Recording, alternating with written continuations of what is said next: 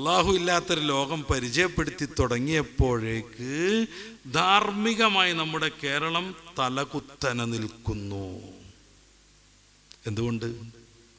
എന്തുകൊണ്ട് നമ്മൾ ആലോചിക്കുക. ഇതൊക്കെ ജീവിതം ആസ്വദിക്കാനുള്ളതാണ്.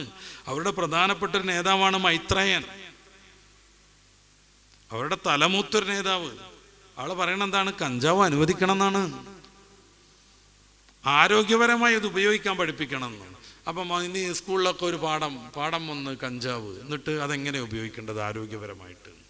അയാൾ ഉദ്ദേശിക്കുന്നത് കുറച്ച് ഉപയോഗിക്കാനായിരിക്കും. കുറച്ചുള്ളിൽ കയറി കഴിഞ്ഞാൽ പിന്നെന്താണാവുക എന്നുള്ളത് ആർക്കെങ്കിലും കൺട്രോൾ ചെയ്യാൻ പറ്റുമോ? കുറച്ചുള്ളിൽ കയറി ഇങ്ങനെ കിറുക്ക് തുടങ്ങി, പിന്നെ മൂപ്പരെടുത്ത് വല്ല നിയന്ത്രണമുണ്ടോ? കഞ്ചാവ് ഉപയോഗിക്കണമെന്നും അത് നിയമാനുസരണം അനുവദിക്കണമെന്നും പറയാൻ മാത്രം ഇവരുടെ യുക്തിബോധം എത്തിച്ചേർന്നു. ഇത് നമ്മളെന്താ പേര് പറയാ? എന്ന് മാത്രമല്ല, സ്വന്തം മകൾക്ക് 18 വയസ്സ് തികഞ്ഞപ്പോൾ ഇദ്ദേഹം അയച്ചൊരു കത്ത് നിങ്ങൾക്ക് യൂട്യൂബിൽ സെർച്ച് ചെയ്യാൻ പറ്റും. മൈത്രേയൻ തൻ്റെ മകൾക്കയച്ച കത്ത്, നെഹ്റു മകൾക്കയച്ച കത്തുണ്ട്, അത് പ്രസിദ്ധീകരിക്കപ്പെട്ടിട്ടുണ്ട്. അയാൾ ജയിലിൽ നിന്ന് ഇന്ദിരാഗാന്ധിക്ക് അയച്ച കത്തുകൾ. അതാണ് ദി ഡിസ്കവറി ഓഫ് ഇന്ത്യ, ഇന്ത്യയെ കണ്ടെത്തൽ. എത്രമേൽ നല്ല വിജ്ഞാനമാണ് അയാൾ ഷെയർ ചെയ്തത് സ്വന്തം മകൾക്ക്. നേരെമറിച്ച് ചരിത്രത്തിൻ്റെ ഇങ്ങേ തലക്കൽ യുക്തിവാദം മൂത്തിട്ട് ദൈവം എന്തിനാണ്, റസൂൽ എന്തിനാണ്, ഖുർആനിൽ നല്ല ഒരൊറ്റ വാക്ക് പോലും ഇല്ല എന്നൊക്കെ കണ്ണടച്ച് പച്ചപ്പുള്ളു പറയുന്ന ചങ്കാതി, നല്ലൊരൊറ്റ വാക്ക് പോലും ഇല്ല. സൂറത്തുൽ ഹുജറാത്തിൻ്റെ 13-ാമത്തെ വാക്യം ഞാൻ ഇന്നലെ ഓതിയിട്ടുണ്ട്. യാ അയ്യുഹന്നാസ് ഇന്നാ ഖലഖനാകും മിൻ ദക്കരിൻ വ ഉൻസാ വജഅൽനാകും ശുഊബൻ വഖബാഇല ലിതഅറഫു. നല്ല വാക്കല്ലേ? വിശുദ്ധ ഖുർആൻ 2-ാം അധ്യായം സൂറത്തു അൽ ബഖറയുടെ 256-ാമത്തെ വചനം, ലാ ഇക്റാഹ ഫിദ്ദീൻ ഖദ് തബയ്യന റുശ്ദു മിനൽ ഗയ്യ്. നല്ല വാക്കല്ലേ? 17-ാം അധ്യായം സൂറത്തുൽ ഇസ്രാഇന്റെ 23-ാമത്തെ വാക്യം, ഇമ്മാ യബ്ലുഗന്ന ഇൻദകൽ കിബ്റ അഹദുഹുമാ ഔ കിലാഹുമാ വലാ തഖുൽ ലഹുമാ ഉഫിൻ വലാ തൻഹർഹുമാ. മാതാപിതാക്കൾക്ക് വയസ്സായാൽ അവരെ പൊന്നുപോലെ പരിചരിക്കണം എന്നുള്ള നല്ല വാക്കല്ലേ? പക്ഷേ ഈ ചങ്ങാതി പോയത്തക്കാരൻ പച്ചക്ക് പറയണം, ഒരൊറ്റ നല്ല വാക്കുകൂടി അതിലില്ല എന്ന് പറഞ്ഞിട്ട് ഒരു ഇളി ഇളിക്കും. ആള് മോൾക്കയച്ച കത്തുണ്ട്, ഞാനത് ഈ വിശുദ്ധമായ മെഹ്റാബിൻ്റെ മുന്നിൽ വെച്ച് വിസ്തരിക്കുന്നില്ല. ഇന്ന് പോയിട്ട് സമയം കിട്ടുമെങ്കിൽ നിങ്ങളൊന്ന് സെർച്ച് ചെയ്യാം. മൈത്രേയൻ മോൾക്കയച്ച കത്ത്. പ്രായം തേഞ്ഞു, ഇനി ആവശ്യമുള്ളവളൊപ്പം ഈ എന്താ ചെയ്തോന്നാണ്, കള്ളുടിക്കണമെങ്കിൽ കുടിച്ചോന്നാണ്, നിനക്ക് ആണിനോടൊപ്പം പെണ്ണിനോടൊപ്പം ജീവിക്കണം എന്നുണ്ടെങ്കിൽ അത് ചെയ്തോന്നാണ്, ഞാൻ സപ്പോർട്ട് ചെയ്യുന്നതാണ്. ഒന്നിലധികം ആണോ പെണ്ണൊക്കെ നിനക്ക് വേണമെന്നുണ്ടെങ്കിൽ അതും ചെയ്തോളൂ എന്നാണ്. നെഹ്റു ഇന്ത്യക്കച്ച കത്ത് ഇന്ത്യയുടെ കണ്ടെത്തലായി മാറി. നമ്മളൊക്കെ മക്കൾക്ക് വായിക്കാൻ കൊടുക്കേണ്ട, വാങ്ങിക്കൊടുക്കേണ്ട, ഇത് നിർബന്ധമായും വായിച്ചിരിക്കണമെന്ന് പറയേണ്ട കനമുള്ള അമൂല്യമായൊരു വിജ്ഞാന ഗ്രന്ഥമായി മാറി. ഇയാളയച്ചതോ ഇക്കോലത്തിലുമായി. എന്തുകൊണ്ടാണ് ഇങ്ങനെയൊക്കെ വരുന്നത്? അള്ളാഹു വേണ്ട, പരലോകം വേണ്ട, ഈ വിചാരം. പരിശുദ്ധ ഇസ്ലാമിൻ്റെ വിശ്വാസകാര്യങ്ങളിൽ ഏറ്റവും പ്രധാനപ്പെട്ട അള്ളാഹുവിനെ കുറിച്ചാണ് ഞാൻ പറയാൻ ശ്രമിച്ചത്. ഇതുപോലെയാണ് ബാക്കിയുള്ളതെല്ലാം. മതത്തിൻ്റെ പ്രമാണങ്ങളിൽ ഏറ്റവും പ്രധാനപ്പെട്ട ഖുർആനെ കുറിച്ച് ഞാൻ ഇന്നലെ പറയാൻ ശ്രമിച്ചിട്ടുണ്ട് കുറച്ച് ഭാഗം. ഖുർആൻ അതിൻ്റെ ആധികാരികതയ്ക്ക് തെളിവായി 4-ാം അധ്യായം സൂറത്തു അന്നിസാഇൻ്റെ 82-ാമത്തെ വാക്യത്തിൽ, ഫലോ കാന മിൻ ഇൻദി ഗൈരില്ലാഹി ലവജദൂ ഫീഹി ഇഖ്തിലാഫൻ കസീറ. അള്ളാഹുവിൽ നിന്നല്ല ഖുർആനെങ്കിൽ നിരവധിയായ വൈരുദ്ധ്യങ്ങൾ കാണുമായിരുന്നു എന്ന് പറയുന്നു. 604 പേജുള്ള ദീർഘമായൊരു പുസ്തകം എല്ലാവരുടെ മുമ്പിലും അതുണ്ട്. 23 വർഷത്തെ ദീർഘമായ പീരീഡിനിടക്ക് പലപ്പോഴായി അവതരിച്ച വാക്യങ്ങളുടെ സമാഹാരമാണത്. പല സങ്കീർണ സന്ദർഭങ്ങളിൽ പോലും. ഇതിൻ്റെ രണാങ്കളത്തിൽ അള്ളാൻ്റെ റസൂൽ ഒരു വഫാത്തായി എന്ന് കേട്ടപ്പോൾ തെറ്റിദ്ധാരണയുടെ ഫലമായി സഹാബിവര്യന്മാരെല്ലാം അവിടുത്തെ വിട്ട് ഓടിപ്പോവുകയും ഏതാനും വിരലിലൊന്നാവുന്ന സഹാബിമാർ മാത്രം യുദ്ധക്കളത്തിൽ ശേഷിക്കുകയും ശത്രുക്കളുടെ മധ്യ അള്ളാഹുവിൻ്റെ റസൂൽ ഒറ്റപ്പെടുകയും ചെയ്ത സന്ദർഭത്തിലാണ് സൂറത്തു ആൽ ഇംറാനിൻ്റെ 144-ാമത്തെ വാക്യം അവതരിക്കുന്നത്. മക്കാന മുഹമ്മദുൻ നബാഹദി മക്കാന ഒമാ മുഹമ്മദുൻ ഇല്ലാ റസൂലും ഖദ് ഖലത് മിൻ ഖബ്ലിഹി റുസുൽ അഫഇമ്മാ തൗഖുതില അൻഖലബതും അലാ അഖാബിക്കും. ഇത്ര സങ്കീർണമായ സന്ദർഭത്തിൽ പോലും ഖുർആൻ അവതരിച്ചിട്ട് അതിലൊരു വാക്ക് പോലും അള്ളാഹിൻ്റെ റസൂൽ എഴുതി വെക്കാതിരുന്നിട്ട് എല്ലാ ദിവസവും രാവിലെ അതൊക്കെ പ്രിപ്പയർ ചെയ്ത് ഇതിന് വിരുദ്ധമായ മറ്റൊന്ന് പറയാതിരിക്കണം എന്നൊക്കെ കരുതിയിട്ട് തയ്യാറായി വരാൻ ഒരു സംവിധാനവും സൗകര്യവും ഇല്ലാഞ്ഞിട്ട് 23 വർഷം കൊണ്ട് മുത്ത് റസൂൽ അവതരിപ്പിച്ച ഖുർആൻ വാക്യങ്ങളിൽ ഒന്നുപോലും മറ്റൊന്നിന് വിരുദ്ധമല്ല. മഹാത്ഭുതമല്ലത്? നമ്മളും ഇന്നലെ പറഞ്ഞ കാര്യങ്ങളൊക്കെ നമുക്ക് ഓർമ്മ ഉണ്ടാവും. ഈ റമദാൻ 1-ാം തീയതി നമ്മളെന്തൊക്കെ പറഞ്ഞു നമുക്ക് ഓർമ്മ ഉണ്ടാവും. റമദാൻ 1-ാം തീയതി 14-13 ദിവസമല്ലേ ആണല്ലോ. ഈ ജനുവരി 1-ാം തീയതി നമ്മളെന്താ പറഞ്ഞത് നമുക്ക് ഓർമ്മ ഉണ്ടാവും. 23 വർഷത്തെ ദീർഘ പീരീഡിനിടയ്ക്ക് അള്ളാൻ്റെ റസൂൽ സല്ലല്ലാഹു അലൈഹി വസല്ലം 604 പേജിൽ വിസ്തരിച്ചു പറഞ്ഞ വാക്യങ്ങളിൽ ഒന്നുപോലും മറ്റൊന്നിനോട് വിരുദ്ധമല്ല. തുറന്നു വെച്ച് പരിശോധിച്ചുകൂടെ? എന്നിട്ട് ഇതിനോട് വിരുദ്ധാന്നൊന്ന് തെളിയിച്ചുകൂടെ? ആരോപണം പറയാൻ കഴിയും, വസ്തുതാപരമായി വിരുദ്ധ എന്ന് പറയാൻ ഒരൊറ്റ മനുഷ്യനും സാധ്യമല്ല. ചിലതൊക്കെ വിരുദ്ധാറിന് വരും. അപ്പോൾ ആ ഭാഗത്തിൻ്റെ അർത്ഥം മനസ്സിലായിട്ടുണ്ടാവില്ല, അതുകൊണ്ട് പഴക്കണതായിരിക്കും. ഖുർആൻ്റെ ആധികാരിക തെളിവായി 2-ാം അധ്യായത്തിൻ്റെ അൽ-ബഖറയുടെ 23-ാമത്തെ വാക്യത്തിൽ അള്ളാഹിൻ്റെ റസൂൽ സല്ലല്ലാഹു അലൈഹി വസല്ലം തങ്ങളോട് ഉറക്കെ പറയാൻ അള്ളാഹു ഏൽപ്പിക്കുന്ന ഒരു കാര്യമുണ്ട്. വലൗ കുൻതും ഫീ റൈബിൻ മിമ്മാ നസ്സൽനാ അലാ അബ്ദിനാ ഫഅ്തു ബിസൂറത്തിൻ മിൻ മിസ്ലി. അള്ളാഹുവിൻ്റെ റസൂലിന് അവതീർണമായ ഖുർആനിൽ നിങ്ങൾക്ക് സംശയം വരുന്നുവെങ്കിൽ, നിങ്ങൾ സംശയാലുക്കളാണെങ്കിൽ, അത് റസൂൽ അവരുണ്ടാക്കിയതാണെന്ന് നിങ്ങൾക്ക് തോന്നുന്നുവെങ്കിൽ അതിലൊരധ്യായത്തിന് തുല്യം ഒരധ്യായം കൊണ്ടുവരുമെന്ന്. ഇതുവരെ അറബി പണ്ഡിതന്മാരാകുന്ന നിരവധി ഇസ്ലാം വിരുദ്ധരാകുന്ന വിമർശകരാകുന്ന ഓറിയൻ്റലിസ്റ്റുകൾ ജീവിച്ചിട്ടും ഇപ്പോഴും നമ്മുടെ അറബി കോളേജുകളിലും ദർസുകളിലും അറബി ഭാഷ പഠിക്കാൻ ഏറ്റവും കൂടുതൽ ഉപയോഗിക്കുന്ന അൽമുഞ്ചിദ് എന്ന് പറയുന്ന അറബി നിഘട്ടു, ഇത്ര തടിച്ച പുസ്തകം എഴുതിയത് ഓറിയൻ്റലിസ്റ്റ് പണ്ഡിതനായ ഫാദർ ലൂയിസ് ആയിട്ടും. അയാളെ പോലുള്ള എത്ര നല്ല അറബി പഠിച്ച പണ്ഡിതന്മാരുണ്ടായി. ആരെങ്കിലും ഖുർആനിലെ അൽ-ബഖറ പോലെയുള്ള 3 ജുസ്ഓളം നീണ്ടു നിൽക്കുന്ന അധ്യായം വേണ്ട, ഒരൊറ്റ വരിയിൽ തീരുന്ന 3 വാക്യം മാത്രമുള്ള സൂറത്തുൽ കൗസറിന് പകരം ഒന്ന് കൊണ്ടുവരായിരുന്നത് എന്തുകൊണ്ടാണ്? കൊറോണക്കാലത്ത് സൂറത്ത് കോവിഡ് എന്നും പറഞ്ഞിട്ട് ജീലി എന്ന് പറയുന്ന അൾജീരിയക്കാരനാകുന്ന ഒരു തലതിരിഞ്ഞ യുക്തിവാദി ഒരു സൂറത്ത് കൊണ്ടുവന്നിരുന്നു. അതിനെ പുരസ്കരിച്ച് നമ്മുടെ നാട്ടിലൊരുത്തൻ ഇതേ വെല്ലുവിളി സ്വീകരിച്ചു എന്നും പറഞ്ഞ് പ്രസംഗം നടത്തിയിരുന്നു. പിന്നെ മൂപ്പരെ കാണാനില്ല, മൂപ്പരുടെ യൂട്യൂബിൽ ആ പ്രസംഗം കാണാനില്ല. അതിന് ഇസ്ലാമിക ലോകത്ത് നിന്നും മറുപടി വന്നതോടുകൂടെ, മറുപടിയുടെ മാലപ്പടക്കം പടപടാ വന്നതോടുകൂടെ പിന്നെ മൂപ്പരുമില്ല, മൂപ്പരുടെ ആ സൂറത്തുമില്ല. ഒന്ന് ഖുർആനിൻ്റെ സാഹിത്യ ചോരണമാണത്. അൽ കോവിദ് വൽ ഫൈറൂസിൽ മുബീദ് ബൽ അജബു അൻ ജാഅഹും മിനസ്സീനിൽ ബഈദ് വഖാലൽ കാഫിറൂന ഹാദാ മർളുൻ അതീദ് കല്ലാ ബൽ ഹുവൽ മൗത്തുൽ അകീദ്. ഇതൊക്കെയാണ് ആ സാധനം. ഒന്ന് സാഹിത്യ ചോരണം. ഖുർആനിൻ്റെ ലോകത്തിന് ഖുർആൻ സമർപ്പിച്ച പ്രത്യേകമായൊരു സാഹിത്യ രീതിയുണ്ട്, അതിൻ്റെ കോപ്പിയടി. നമ്മുടെ മലയാളത്തിലൊക്കെ പാട്ടുകൾ ഉണ്ടാവില്ലേ, നമ്മൾ രീതി കാഫുമല കണ്ട പൂങ്കാറ്റ് എന്നൊക്കെ പറയില്ലേ, അതുപോലെ ഖുർആൻ്റെ രീതി കട്ടെടുത്തിട്ടുള്ള അവതരണം. അതോടുകൂടി അതിൻ്റെ കഥ കഴിഞ്ഞു. ഒന്ന്. രണ്ടാമതായി വൽ കോവിഡ്, അതൊന്ന് അർത്ഥം വെച്ച് നോക്കുങ്ങൾ. കോവിഡാണേ സത്യം. വൽ ഫൈറൂസിൽ മുബീദ്, നാശകാരിയാകുന്ന വൈറസാണേ സത്യം. വൽ അജ്ബു അൻ ജാഅഹും മിനസ്സീനിൽ ബഈദ്, ദൂരത്തുള്ള ചൈനയിൽ നിന്ന് ഇത് വന്നതിൽ അവരൊക്കെ അത്ഭുതപ്പെടുന്നു. ഈ ആയത്ത് ചൈനക്കാരെങ്ങനെ ഓതുക? ദൂരല്ലല്ലോ അവരുടെ ചൈന, അവരുടെ നാടല്ലേ. ഇന്ത്യക്കാരെങ്ങനെ ഓതുക? നമ്മുടെ അയൽവാസിയല്ലേ ചൈന. വഖാലൽ കാഫിറൂൻ, ആരാ കാഫിർ? യുക്തിവാദി അനുസരിച്ച്, യുക്തിവാദിയുടെ ആദർശം അനുസരിച്ച് കാഫിർ ആരാ? അതൊന്ന് നിർവചിക്കണ്ടേ. ആദാ മറന്നുൻ അതീദ്, ഇതൊരു വമ്പിച്ച രോഗമാണെന്ന് കാഫിരീങ്ങൾ പറഞ്ഞു. കല്ല, അവർ പറഞ്ഞത് ശരിയല്ല. പിന്നെ ബൽ ഹുവൽ മൗത്തുൽ അകീദ്, അത് ഉറപ്പിച്ച മരണമാണ്. കൊറോണൻ്റെ തുടക്കത്തിലൊക്കെ ചാനലിലൊക്കെ ഇങ്ങനെ അയാൾ അവിടെ വന്നു, അയാൾ കോഴിക്കോട് ഇറങ്ങി, എന്നിട്ട് മൂത്രയിക്കാൻ പോയി, അവിടെ ആരോടൊക്കെയെന്ന് അറിയില്ല എന്നൊക്കെ പറഞ്ഞിങ്ങനെ ഭയങ്കര തൊട്ടോ ചത്തു എന്നുള്ള രീതിയിൽ ഭയങ്കര പ്രചാരണം നടക്കുമ്പോഴാണ് മൂപ്പരാളി സുഹൃത്ത് ഉണ്ടാക്കുന്നത്. അപ്പോഴാണ് പറഞ്ഞത് കൊറോണ പിടിച്ചാൽ ഉറപ്പിച്ച മരണം എന്ന്. പിന്നീട് എന്ത് സംഭവിച്ചു? കൊറോണ ബാധിച്ചവരിൽ 1% പോലും മരിച്ചില്ല. മരിച്ചവർ തന്നെയും ന്യൂമോണിയ കൊണ്ടാണോ കൊറോണ കൊണ്ടാണോ എന്ന് ഇപ്പോൾ പോലും തീരുമാനമായിട്ടില്ല. ഈ അടുത്തം കണ്ടായോന്നറിയില്ല, ഏകദേശം മുന്നൊന്നും ആയിട്ടില്ല. പക്ഷേ ജീലിക്ക് എന്തേ പറയാൻ പറ്റിയേ? അൽ മൗത്തുൽ അക്കീദ്, അത് ഉറപ്പിച്ച മരണമാണെന്ന്. ഇതെന്തുകൊണ്ടാണ്? ജീലുണ്ടാക്കിയത് കൊണ്ടാണ്. അവസാന സദക്കൽ ജീലിയുല്ലാതെ എന്ന് പറയുന്നുണ്ട്. ഓൻ വലിയ സത്യ പറഞ്ഞത്, ഇജ്ജാതി പോയത്തം മൊത്തം എഴുതി കൂട്ടിയിട്ട് വലിയ സത്യ പറഞ്ഞത് മൂപ്പരാൾ അതിൻ്റെ അവസാനം പറഞ്ഞു. ഇതെന്തുകൊണ്ടാണ് സംഭവിക്കുന്നത്? പരിശുദ്ധ ഖുർആനിലെ 3 സൂക്തം മാത്രമുള്ള ഇന്നാഴ്ത്തേനാക്കൽ കൗസർ ഇറങ്ങിയ സമയത്ത് വലിയ സാഹിത്യകാരന്മാരൊക്കെ ഒരുമിച്ച് കൂടിയിട്ട് അതിനൊരു മറുകുറി ഉണ്ടാക്കാൻ ശ്രമിച്ചല്ലോ. അവസാനം 1 വർഷത്തെ ഗ്യാപ്പാണ് അവരതിന് ചോദിക്കുന്നത്. ആ 6 മാസം കഴിഞ്ഞപ്പോഴാണ് യാദൃച്ഛികമായി സൂറത്തുർ റഹ്മാൻ അവർ പരിചയപ്പെടുന്നത്. അള്ളാഹിൻ്റെ റസൂലിൻ്റെ അടുത്ത് പോയിട്ട് ഇസ്ലാമിലേക്ക് കടന്നു വരുന്നത്. ഇത് ജീവിക്കുന്ന യാഥാർത്ഥ്യമല്ലേ? പരിശുദ്ധ ഖുർആനിലെ പ്രവചനങ്ങളെ കുറിച്ച് തടിച്ച കിതാബുകളുണ്ട്. എങ്ങനെയാണ് നിരക്ഷരരാവുന്ന റസൂലുള്ളാഹി സ്വല്ലല്ലാഹു അലൈഹി വസല്ലമ തങ്ങൾക്ക് ഒരിക്കലും സാധ്യമല്ലെന്ന് തോന്നുന്ന പ്രവചനങ്ങൾ നടത്താനും അത് കൃത്യമായി സംഭവിക്കാനും കഴിയണത്?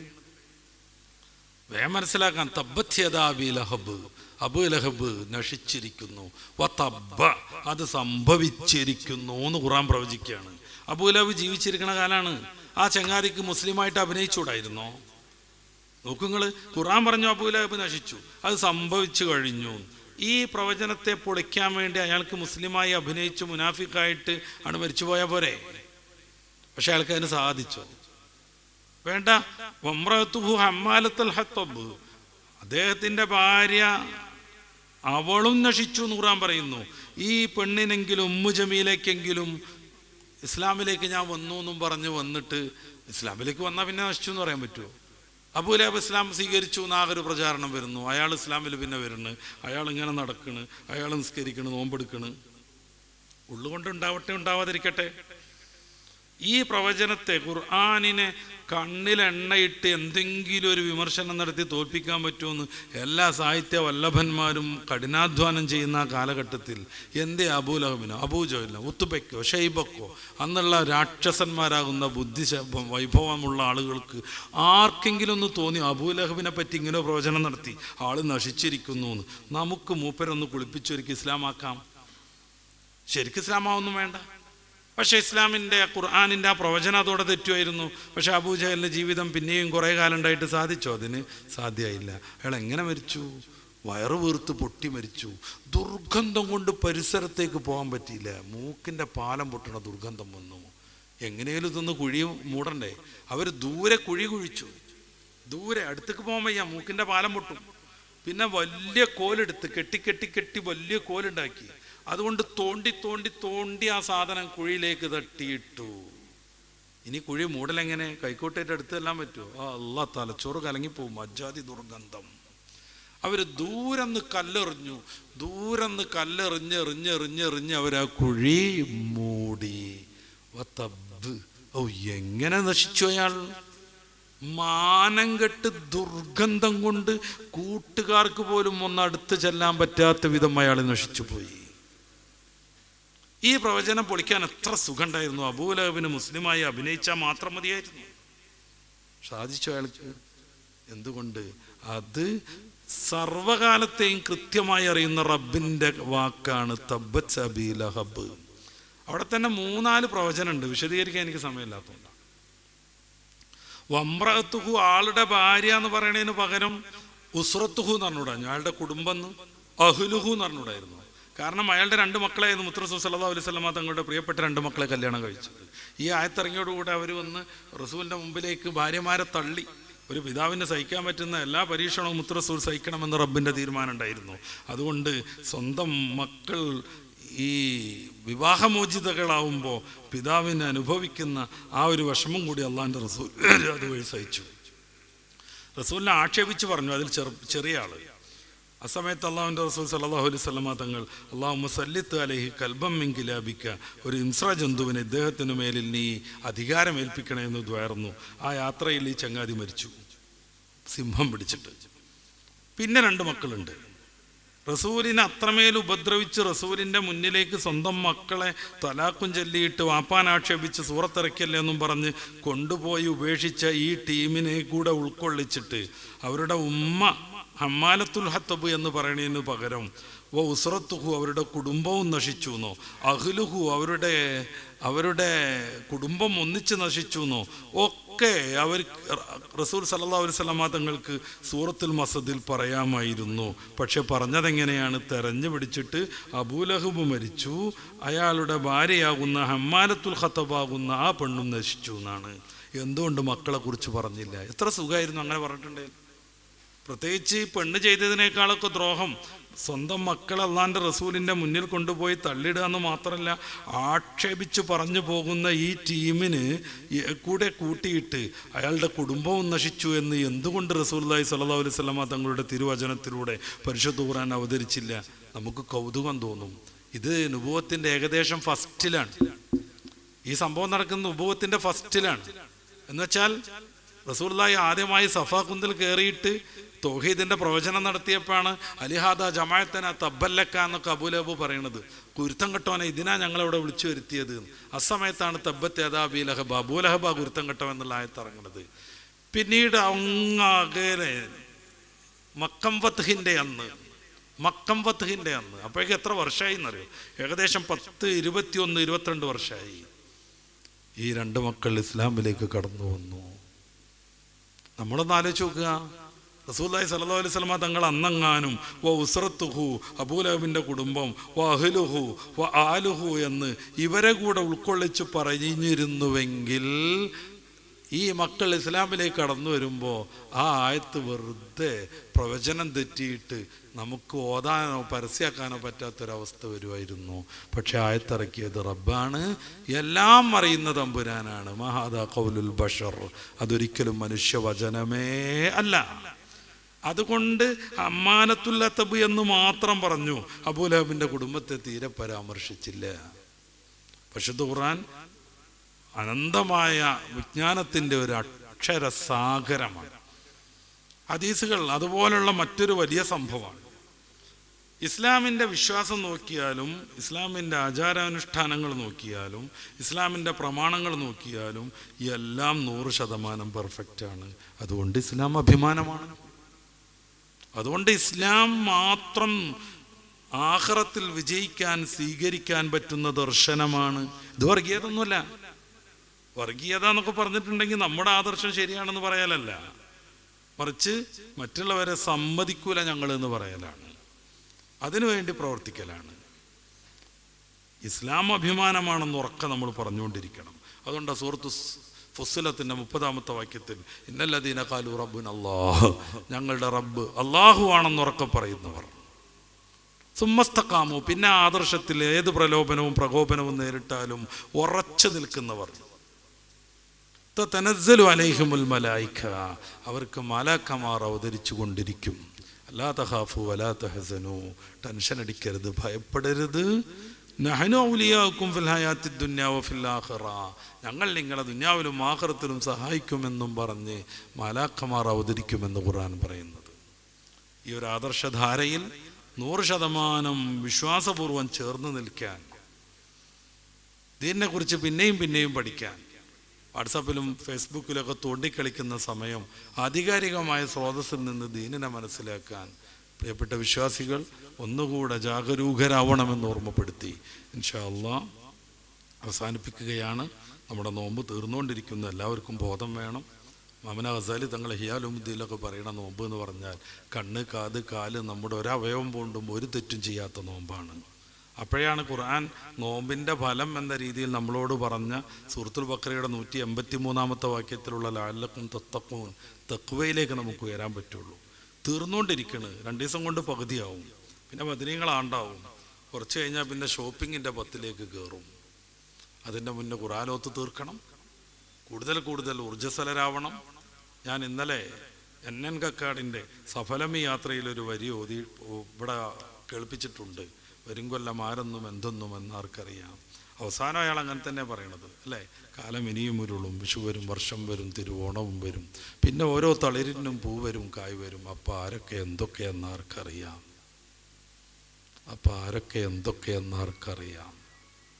അടുത്ത കൊല്ലം റമളാൻ വരുമ്പോൾ ആരൊക്കെ എന്തൊക്കെയെന്നാർക്കറിയാം. ലോകം എന്തെന്ന് ആർക്കറിയാം.